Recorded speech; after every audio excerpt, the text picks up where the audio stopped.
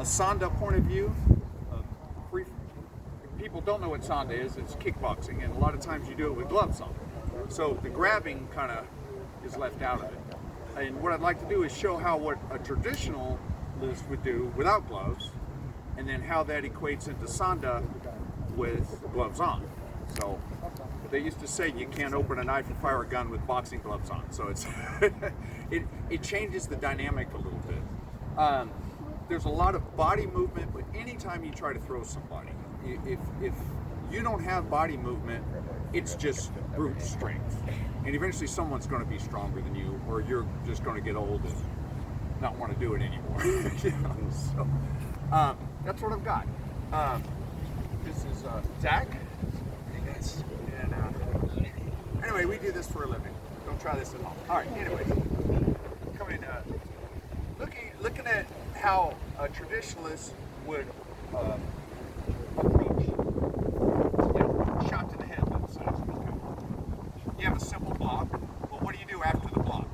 If I don't do something, he's going to pull that fist right back and punch me again. Or just not even grab me, just pull it back. So I have to do something here. So from a traditionalist standpoint, we've got joint locks, all different kinds of things, but that all has to start with the block. So if he's punching here, from the Sanda point of view, I don't have the luxury of doing a grab.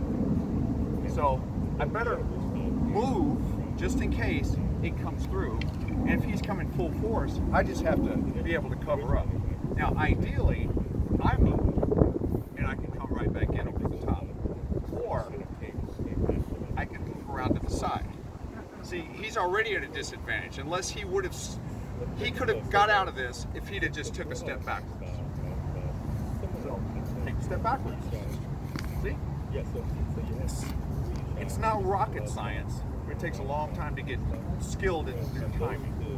So, from a Sanda point of view, move your face out of the way, but I have to return something. So, let's realize I probably have boxing gloves on here. So, I really can either punching, kicking, but throwing is super effective when you're in a fight, especially stand-up fight, because if I punch him and he's conditioned, maybe he can take a few shots like that, right? But when you have to pick yourself up off the ground, your fuel meter goes like that immediately. So putting somebody down and letting them get back up is very effective. So moving from here, where what would have been a simple block cover, now I have boxing gloves on. Oh! Goodness. So let's look at that a little slower. As he's coming in here, I moved, like I showed you in the first place. I came underneath. See that? Scott was showing, I call it the bump. But you're using your stance to get behind him. That's what he's going over. And again, I can't use my hands to grab. So I've got to hook. First off, I'm going to reach around here so he doesn't punch me in the face with that other hand. So I've got to cover here. This sweeps around and hooks under. It's still closed. And over here. And when it's done fast, he flies further. Now looking at the same technique from a traditional point of view.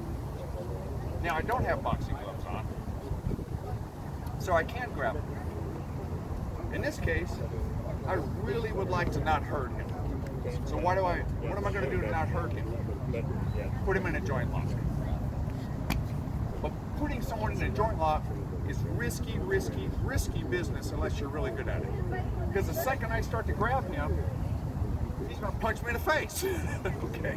So, unless he doesn't know I'm doing it. So being subtle, a joint lock never starts with, okay, I'm going to grab you and muscle you in. It has to be subtle and soft. And I was really only just putting about that much pressure on him. A little quicker. And he's not just falling, it hurts. Okay. So in looking at that, that can be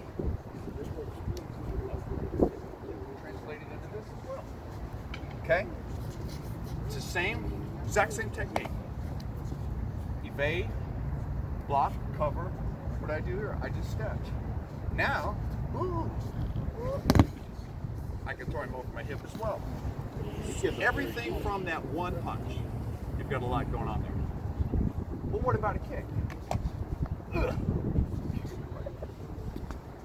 Ugh. Okay? I don't want to get kicked there. So what do I need to do? I need to move the hell out of the way. How do I do that? Right. And as he's there, it's all about timing. Kick again. And remember, I've got boxing gloves on, so I can't use my fingers. I've got to just move. Now, I've already got him up. I could trap like this. Again, boxing gloves on. And I could twist. You know, grab him tight, twist. Started. No, the other one. I'm kidding. First off, I've got to move out of the way. Now, with that said, I'm going to take a different angle on this one. And again, faster. Up. Same one. Faster. There we go. Nice kick. All right. That's me staying away from it. I have to get close on this one. This is me getting close to it. Okay? The other is me staying away from him. Same kick. See, I didn't have to move in at it. I know, I could throw him around some more, but that's about what I got for him. Oh, one more on the chin up. So people understand, people understand that chin is a joint lock, right? There's different levels of chin up. What I just showed with the leg and the throw, big chin up, that's still a control. Smaller chin up, like on the wrist. The one that's really neat is called muscle press. Muscle press, no fun for nobody. So, punch, just punch. Yeah, he's punching me here, right? So with him punching, I'm going to move inside. I'm going to press right between the muscles here. Does that feel good? Terrible. It hurts really bad. Your arm goes numb. And that again, you have to know some anatomy and practice a whole lot to do it correctly. That's what I got for now. We're all going to break for lunch.